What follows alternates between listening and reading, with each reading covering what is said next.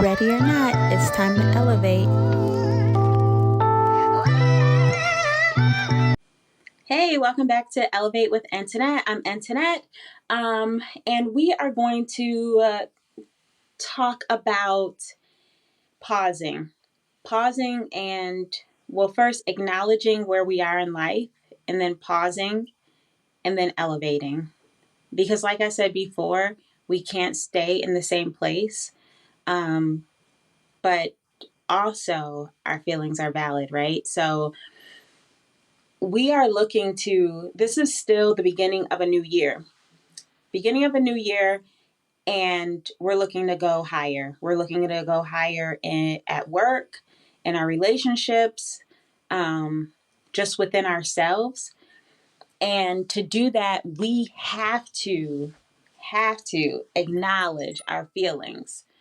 And I think about, and I know my husband's gonna listen to this, but so I hope he doesn't mind I bring him up. He should do a podcast with me. But I find it very interesting, like his way of in prior years acknowledging or not acknowledging his feelings compared to where I am today. And I'm all about like my feelings. This is how I feel. This is why I don't want to do this. This is why, I don't want to do that.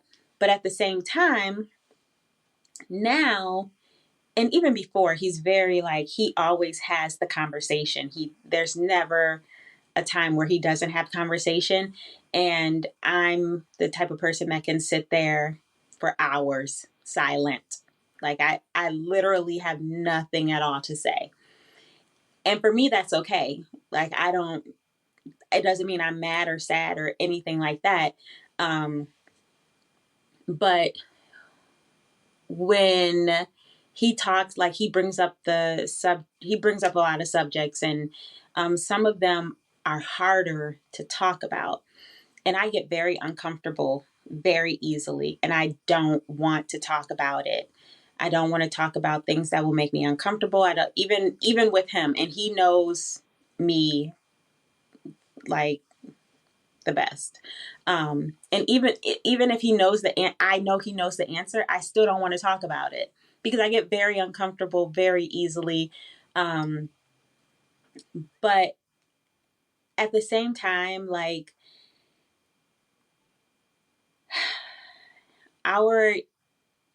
sometimes we have to talk about the uncomfortable because we are acknowledging who we are, where we are, and what space we're in, and our feelings. And sometimes we're in a space where we don't feel the best, or we feel sad or depressed, and that can be an uncomfortable situation, but we have to acknowledge it.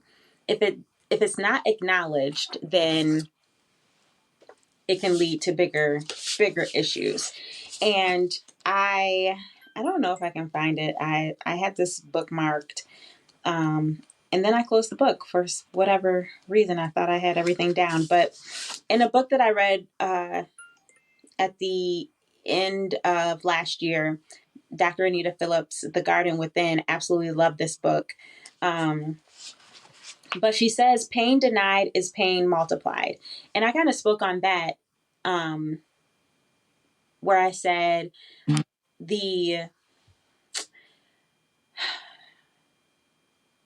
issues that I didn't want to talk about, or the feelings I didn't want to acknowledge, led to depression. And when I did try to talk about them, sometimes, I was told, don't, you're letting your feelings control you. And I wasn't. I was just trying to acknowledge. And it's important to acknowledge those feelings, because in her book, she says, if we refuse to engage long enough, our spiritual health will decline. Your spiritual life cannot be isolated from your emotional reality. And I did try to isolate it because people were saying, give me your feelings, too much control, too much of this, too much of that. So I tried to isolate it, and it led me to being at home. Like, stop going to church, just depressed, all this stuff. And I didn't realize that I can have both. I can acknowledge my feelings and I can have my spiritual relationship. I can grow spiritually and grow mentally. That's important. So, with my husband, and I see this with a lot of men, they don't necessarily want to talk about feelings, and they have a thought of, that's a girl thing, or their feelings may not be important. And one thing that I like to say to my husband is like, no, your feelings are important, because I say it to myself. So if I say it to myself, like, of course his feelings are important, because they just are. Your feelings are important too. Um, and I think something that we need to continue to acknowledge to one another, the people in our lives, that you matter, so your feelings matter. Like, he matters, so his feelings matter. And we need to say that to more people. And we need to, within ourselves, acknowledge our feelings, pause. That's it. I am sad, period. I don't need to act on it. I don't need to not necessarily talk about it right away. I can acknowledge my feelings. I'm sad. That's okay. Now maybe I need to take a deep breath. Now maybe I need to go for a run. Maybe I need to talk to my pastor, talk to my therapist, but acknowledge your feelings and pause. Take a breath. Because sometimes if we act too quickly, that can lead us to mistakes. Then we are giving our feelings too much power. So if I'm mad and I just go out and start a fight, I've allowed my feelings to take control. But if I'm mad and I pause, acknowledge my feeling, and pause, that will allow me time to think clearly and to elevate out of this situation. Because then I can think, okay, why am I mad? I'm mad because, this person did this. Okay, what next?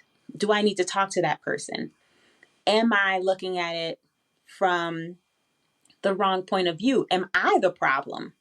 So you need to give yourself that time, that pause, to really acknowledge your feelings and figure out why you're feeling this way so you can elevate out of it.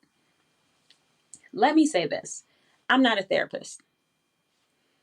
I'm not a therapist. I don't want to be a therapist. I'm just a girl that has messed up time and time again, that has dealt with mental issues, and now put my foot down and said, this is the year I elevate in every area of my life. This is the year my marriage elevates, me as a mother, I elevate in that area. My career as a realtor elevates. My career as a county commissioner, that's going to elevate. Whatever hat I'm wearing, this year is the year that I elevate in that area. So no matter what, if I'm in a meeting and someone says something that's going to really make me mad, when maybe I want to just give them a quick 2 cents, a quick thought. Maybe I just need to take a minute, let someone else talk, get myself together so I can come off calmer, smarter, and just in a better headspace. And then I am the one that looks and feel better. So there's just a lot.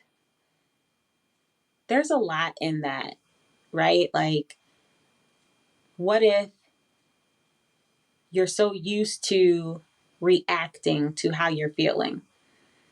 That's a whole nother mindset switch, but you're worth getting that help. So if that's you, then who can you talk to that will help you get out of this situation? My broker was telling our group a story about, a friend that had road rage and really bad, and saw a therapist or was hypnotized.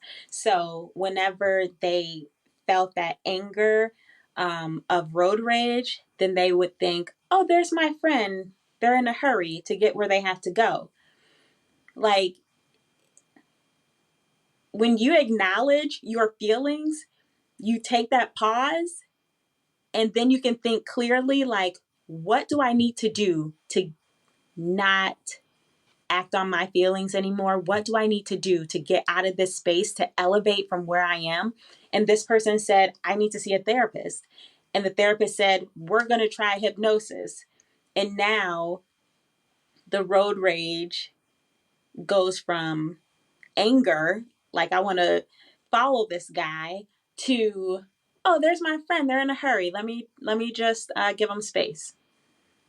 Like, that's completely different. And it's from just acknowledging your feelings. And in this case, their feelings was anger that they really couldn't control. And they knew they needed outside help to be able to control it. Now, getting hypnotized is like, I've never done it, and it seems extreme, but sometimes that's what we need, is extreme. And we don't realize it, and we don't acknowledge it until we acknowledge our feelings, then pause. So it's a powerful thing to take a break and acknowledge, and pause can look so many ways to so many people. I was telling my husband, like, he takes on a lot. Like, he also wears a lot of hats.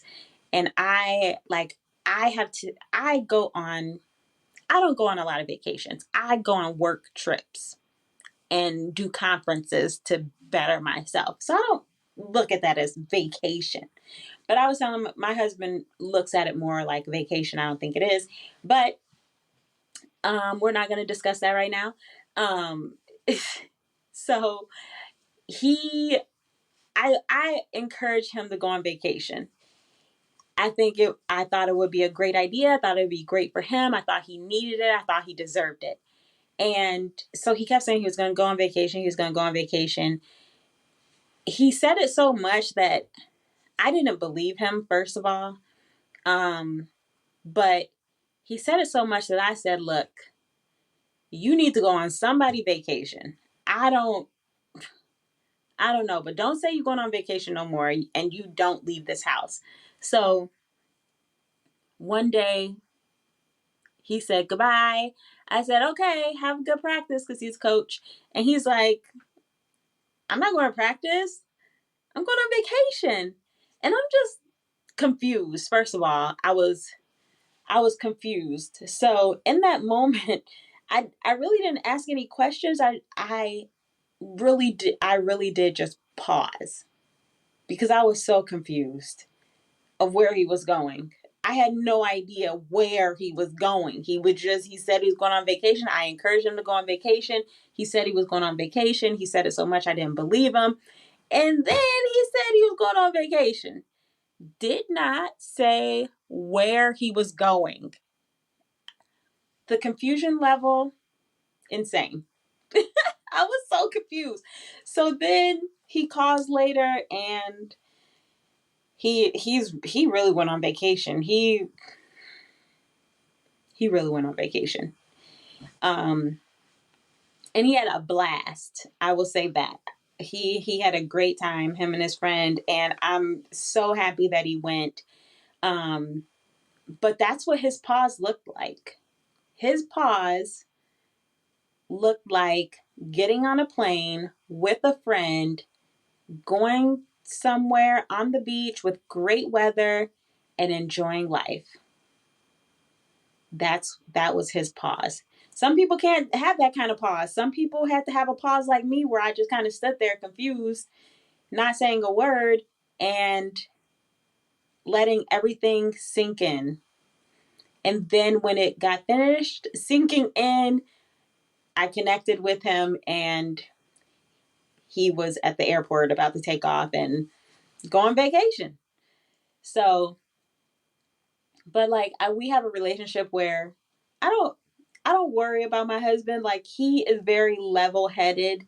Um he I was just happy he went on vacation, but that just goes to show you what not everyone's pause is the same. Like my pause is standing there quietly. I don't say a word and I just let things sink in.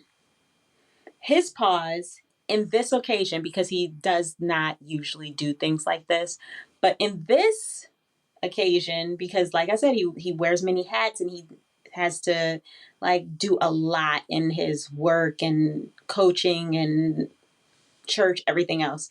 But in this moment, his pause looked like getting on a plane, going on vacation. Not too much thought into it, go on vacation. Um, and I love that for him. I love that for him. And I love that he was able to acknowledge his feelings, however that looked for him, and say, this is what I need. Not only this is what I need, but I hope he also said, this is what I deserve. I deserve a vacation. I work my butt off. I take care of my family. I deserve a vacation. So I hope he felt that too. I felt that for him. If he didn't feel it for himself, I felt it for him. But what does your pause look like? What when you are overwhelmed, when you are sad, when you are angry, what does your pause look like? And if you don't have a pause, we need to think about that right now. What should your pause look like? Or after you hear this, what is your pause going to look like? Because like I said, I'm not like a therapist or anything. I'm just a girl that's been through some stuff, and there are things that work for me that I know can work for everybody. And one of those things is to pause. The pause doesn't have to be forever either. It doesn't have to, my pause in that situation was about 10 minutes because I didn't know what was happening in my life. I was just stood there confused. But for my husband, his pause looked like it was a week. So everybody's pause looks different. What does yours look like? And if you don't have one, you need to get one. And think about different situations. Someone at work makes you mad. What does that pause look like so you don't lose your job by flying off the handle? Maybe going to the bathroom. Maybe get on the phone, call someone. Maybe put your AirPod or your headphones on and listen to some meditation, goodbye type of sounds. What does that emergency, I need to get away from life pause look like?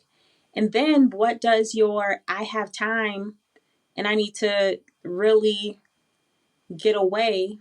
What does that look like? Maybe at the end of your day, it's 20 minutes in a room by yourself. It's 20 minutes in front of, reading a book.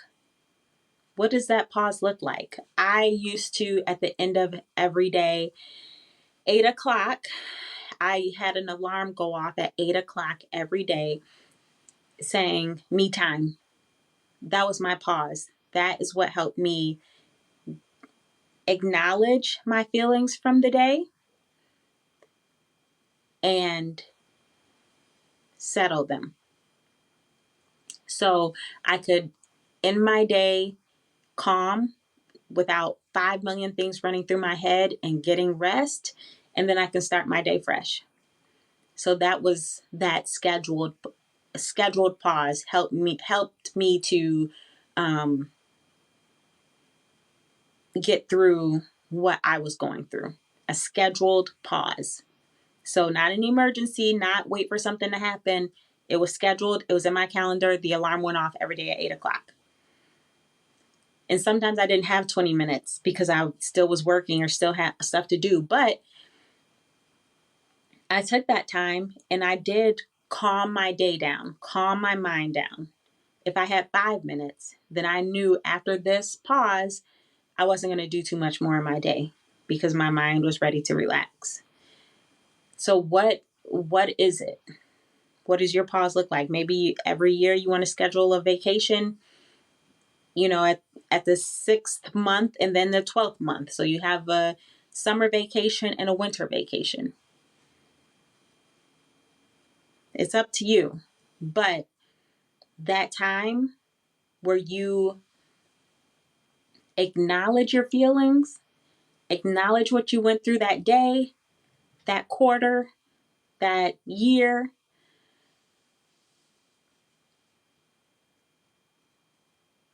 pause, acknowledge, pause, and then say, how are we going to make it better? How do we go up from here? Because at the end of the day, that's what we want to do. We don't want to relive the mistakes or the frustration or the negative feeling. We don't want to relive that. We want to elevate from there. So if I got angry because somebody at work, stole my client or, was too loud while I was trying to make phone calls, pause, acknowledge your anger, pause.